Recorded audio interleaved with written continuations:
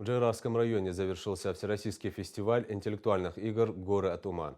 Он проходил 3 дня в Локи Арымхи. За кубок фестиваля боролись 120 участников из 10 регионов страны.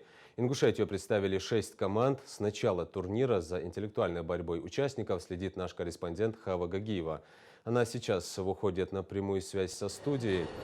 Хава, здравствуй. Расскажи, как прошел фестиваль, каков итог?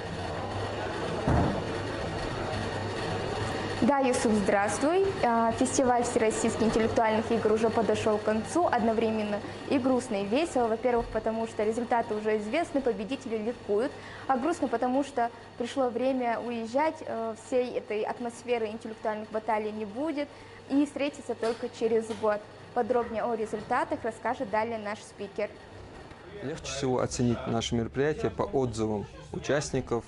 На закрытии все команды оставили свои отзывы, они тянули руки, брали микрофон, хвалили само мероприятие. Особенно всем понравилась именно игровая составляющая, то есть работа авторов фестиваля, которые придумали и выдали такие пакеты вопросов, несколько туров игры, которые понравились практически всем участникам. У нас был и северокавказский зачет.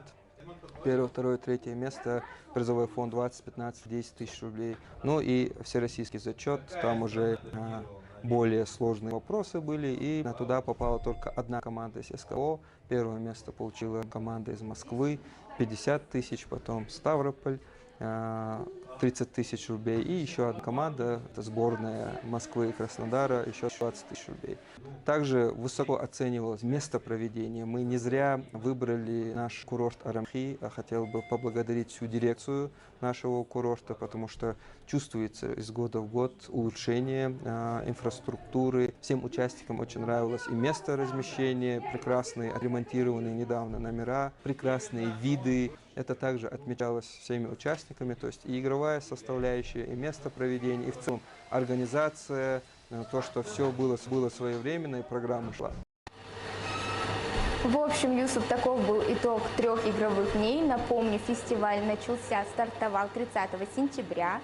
За это время участники отыграли в 4 дисциплинах, а именно своя игра, хамса, брейн-ринг и основная дисциплина. Фестиваль реализуется в рамках национального проекта образования «Регион для молодых». И в следующий раз встретятся уже участники через год.